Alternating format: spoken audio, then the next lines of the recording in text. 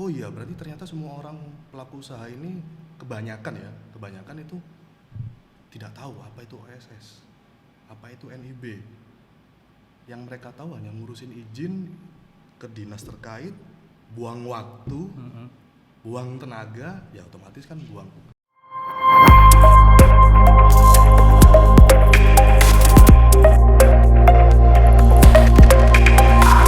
Dive into the universe of Multiverse One. Welcome to Multiverse One Podcast. Hi Multiverse friend, let's dive into the universe of the Multiverse One. Nah, kalau kita ngomong ini kan kita posisikan pada UMKM yang mungkin masih sangat minim informasi terkait hal itu, Pak ya. Apa saja sih Pak yang harus dipersiapkan ya? Jadi contoh mungkin apa langkah-langkah yang mereka harus siapkan atau mungkin apa saja yang harus mereka ya itu tadi ya lengkapi atau mungkin harus laporkan gitu. Berarti kita akan membahas bagaimana nih cara orang untuk mendirikan badan usaha. Iya. Kebetulan di Indonesia ini kan banyak badan usaha ya. Mulai yang terbaru ada PT Perseorangan. Jadi kalau PT Perseorangan ini butuh akte atau enggak. Jadi dia hanya butuh sertifikat pernyataan dan AHU itu aja. Nah, kalau yang badan hukum perseroan itu kan harus lebih dari 2 orang sesuai dengan ketentuan undang-undang ya.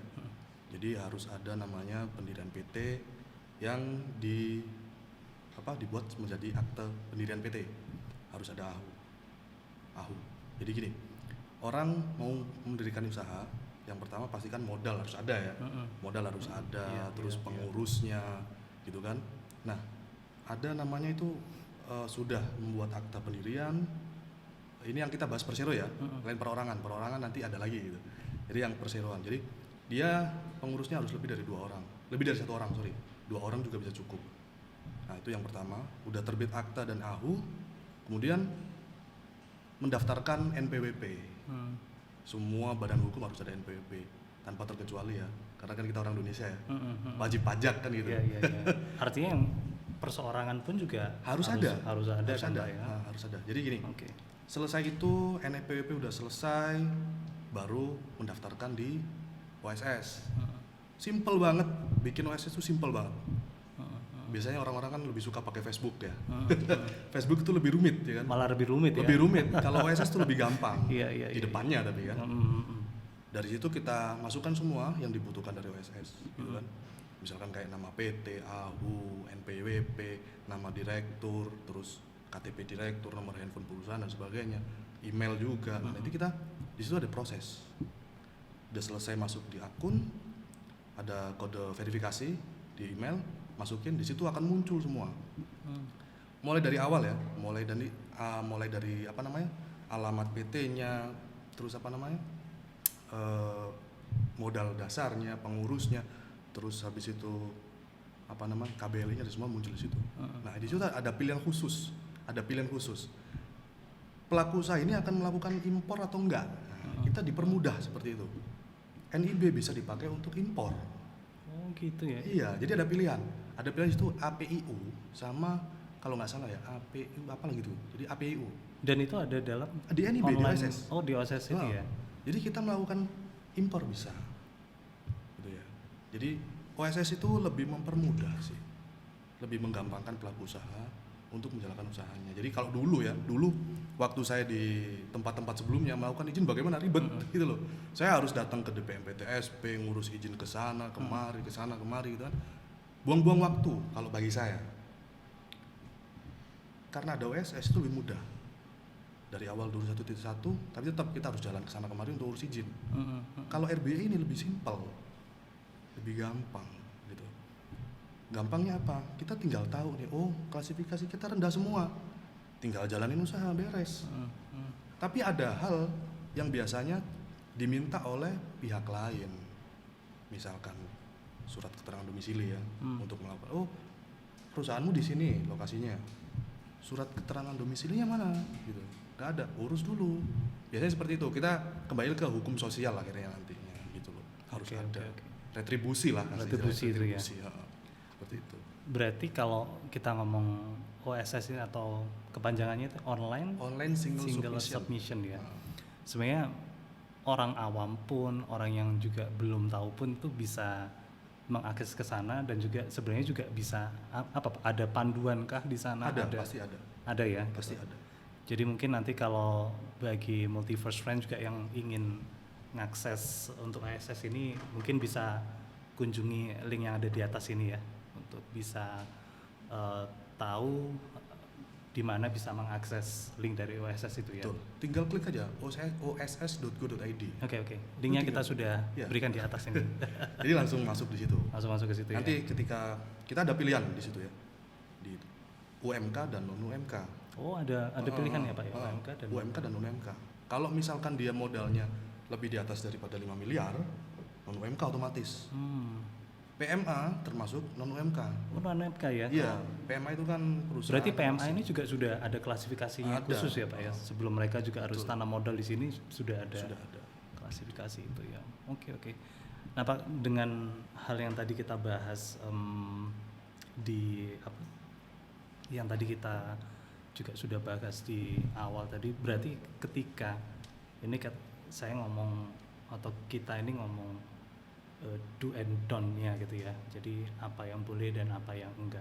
Artinya ketika mereka tidak melakukan pendaftaran secara online seperti itu ya, atau mungkin dari sisi legal ada beberapa peraturan yang mungkin mereka tidak ikuti, sebenarnya apa sih Pak dampak dan apa sih sebenarnya kemudahan ketika mereka sudah terlisting dalam OSS ini? Apa sih dampak dan sebenarnya versus kemudahannya? Gitu. Oke. Kita bahas masalah dampak ya. Kita bahas kasus boleh kan ya? Boleh. Lebih mudah mungkin ya bagi Multiverse Friend kalau ada contoh kasusnya gitu ya. Contoh kasus Holy Wings. Holy Wings ya. Yang lagi panas ini ya. Yang terbaru nih kan. Jadi Okay. Holy Wings sudah punya izin, sudah. Ya kan? Tapi dia dicabut izinnya karena apa? NIB dia punya, KBLI dia sudah ada. Tapi dia tidak melengkapi terkait perizinan yang lain, PBU MKU. Akhirnya apa? Perizinan dicabut. Apa itu Pak? PBU? Jadi perizinan yang harus dilengkapi. Kalau saya ngejelasin itu tadi panjang. PBMKU. Intinya gini, PBMKU itu harus dilengkapi semuanya. Itu akan muncul. Itu baru Holy Wings ya. Bahkan konstruksi juga. Perusahaan konstruksi kalau tidak punya NIB dan tidak punya SBU, gimana cara ngeluarin sertifikat standarnya? SBU itu apa Pak? Sertifikat badan usaha. Itu ya. Perlu sekali. Karena apa? Sertifikat badan usaha. Iya, ya. sertifikat badan usaha itu nanti diupload di PBU MKU sebagai satu syarat untuk mengeluarkan sertifikat standar. Gitu. Jadi problematikanya apa? Kalau misalkan perusahaan itu tidak punya izin, ya sekarang gini deh contoh, kita masuk rumah orang tanpa izin. Nggak boleh ya tuh. pastinya Ya kan? ada Ya melanggar hukum kalau kita baca hukum. Sama halnya kita pengusaha tidak punya izin, ya mau nggak mau ya harus out atau enggak ya bubarin gitu. Banyak sih pelaku usaha itu yang sampai segitunya Pak ya, iya, dibubarin atau dibubarin. dicabut gitu ya. Karena apa? Tidak punya izin. Ya intinya kita mau permisi pun kita harus izin. Ya kan? Mau ngapain pun kita harus izin. Paling enggak ketika pelaku usaha ini menjalankan usahanya, dia itu aman, tidak ada tuntutan hukum, ya kan? Mungkin selama ini masih sanksi administrasi atau seperti apa gitu kan? Nextnya bisa dicabut izinnya. Yang banyak itu malah sekarang yang pelaku usaha di koperasi ya, koperasi itu kan kemarin saya sempat pertemuan offline dengan dinas koperasi dengan teman-teman koperasi juga. Kebetulan saya kan juga nge-handle koperasi gitu kan. Jadi oh iya berarti ternyata semua orang pelaku usaha ini kebanyakan itu tidak tahu apa itu OSS, apa itu NIB. Yang mereka tahu hanya ngurusin izin ke dinas terkait, buang waktu, buang tenaga, ya otomatis kan buang pengeluaran juga ya. Iya. Besar lagi gitu. Nah artinya kalau kita tadi buang waktu, buang tenaga dan segala macam, sebenarnya apa artinya kan dalam tahapan ini itu juga perlu apa ya Pak ya, perlu ketelitian, perlu kehati-hatian juga gitu ya. Perlu mereka ini harus siapin apa dan Ya, ini dan itu gitu ya Pak ya. yang utama sih gini, ketika kita mau mendirikan badan usaha, kita kan tahu harus berjalan di mana.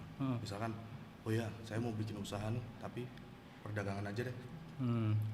Tapi saya nggak punya temen untuk jadi komisaris. Ada PT perseorangan, tapi harus diklasifikasikan dulu ya, klasifikasikan dulu KBL-nya. Nah itu kita cari. Kalau biasanya notaris lebih paham ya. Oh ini KBL-nya ini, nomornya ini. KBL itu yang sesuai dengan KBL 2020. Kalau yang dulu kan 2017, itu kan harus move ke 2020. Semuanya ya? Semuanya move, harus move. Jadi harus ada perubahan. Kalau misalkan dia sudah punya NIB, dia punya KBLI, tapi dia masih KBLI yang 2011.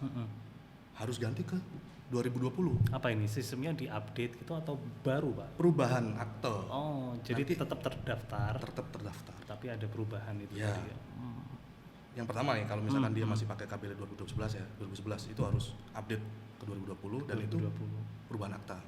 Harus menyesuaikan. Kalau enggak, misalkan nih ya pelaku usaha open tender lah, mau membuka rekening lah, otomatis ketika ada rencana ke sana, yang dibutuhkan adalah legalitas. Gitu. Iya, iya. Mulai akta. Oh, aktanya ternyata kok nggak sama ya dengan NIB-nya. Kok KBL-nya nyelentang jauh, nomornya misalkan beda. Waduh, itu permasalahan baru akhirnya. Akhirnya tersendat kan. Waduh, open tender dan sebagainya kok. Kita harus gagal lagi. Perubahan lagi. Akhirnya tendernya hilang kan begitu. Ya, seperti itu. Ini kalau kita hubungin dengan yang kemudahan tadi, artinya kan dengan adanya itu tadi proses tender itu sebenarnya kita juga bisa Iya, lakukan berarti bisa. Pak ya. Berarti artinya ekspansi pasar itu juga setelah kita punya NIB. legalitas dan dia artinya yang kita urus di OSS ini semuanya itu juga jadi sangat mudah Iya, gitu ya. NIB itu sekarang jadi persyaratan utama buat pelaku usaha untuk buka rekening ya, untuk misalkan tender lah, untuk ngeluarin inilah, untuk itulah, untuk ekspor impor mungkin NIB cuma Ekspor satu. juga ya. Bisa. Wah, ini Bisa. cukup menarik ini. Makanya kan Ini kadang-kadang yang mungkin belum khususnya mungkin Multiverse Friend ya, teman-teman dari pengusaha UMKM ini yang belum ketahui itu Pak ya. ya Pentingnya NIB. NIB. Ya. NIB itu sangat penting bagi pelaku usaha. Jangan sampai ketika kita udah melaksanakan usaha, akhirnya NIB itu tidak ada. Atau alasan, kan kita punya tanda daftar perusahaan TDP. Loh itu kan udah nggak berlaku.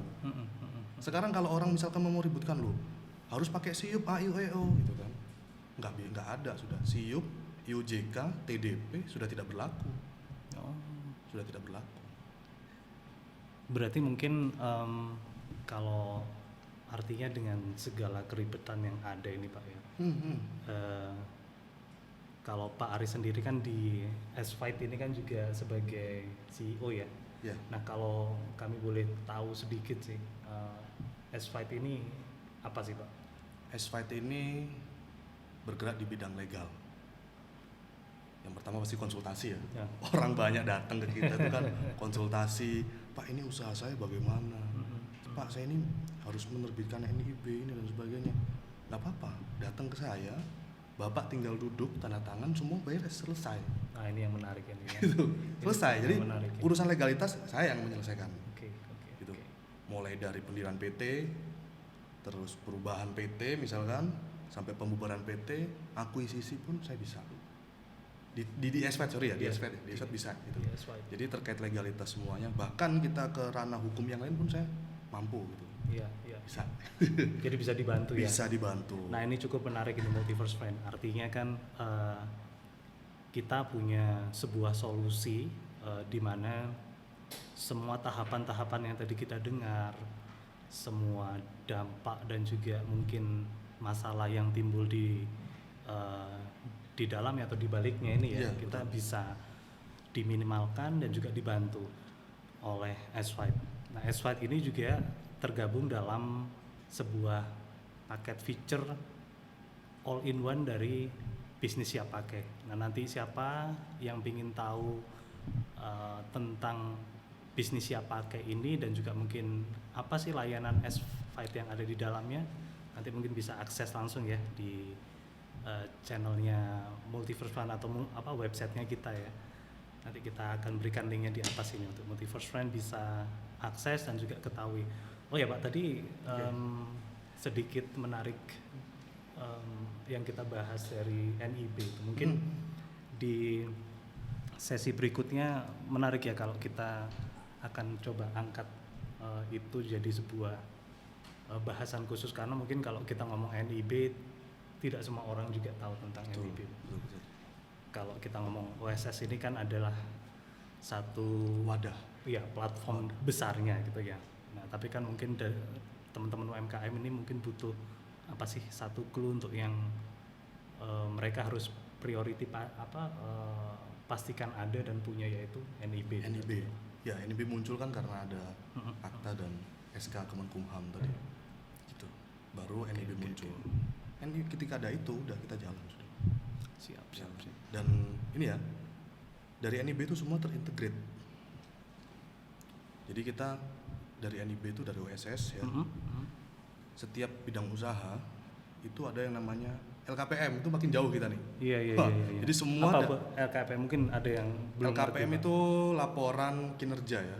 Jadi kayak tiap 3 bulan gitu kita harus laporan rutin selama 1 tahun. Jadi mulai dari modal yang direalisasikan, kendalanya apa, itu itu kita juga sampaikan. nanti di OSS itu. Di OSS ada. Jadi wadah. Memang gitu. satu pintu ini Betul. untuk semua ya, bisa ngetok ke sini, ke bagian teks juga, Iya. ke Betul. dan lain-lain ya Pak ya. Perpajakan juga ya. Perpajakan juga iya. Jadi gini, makanya jadi untuk pelaku usaha ya, jangan sampai melalaikan suatu hal kecil dalam melakukan usaha. Misalkan tadi NIB ya, katanya Pak Andika ini kan banyak yang belum tahu, bahkan bertanya-tanya apa itu sih OSS, apa itu NIB kan gitu. Ada lagi LKPM, perlu nggak dilaporkan? Perlu sangat. Kalau nggak gitu, sering saya dapati sih klien saya itu dapat email dari DPM PTSP ya, kenapa ini kok nggak laporan gitu. Kenapa nggak laporan? Akhirnya sampai saya harus datang ke sana, klarifikasi dan sebagainya. Itu ribet ya. Ya, sangat ribet sekali.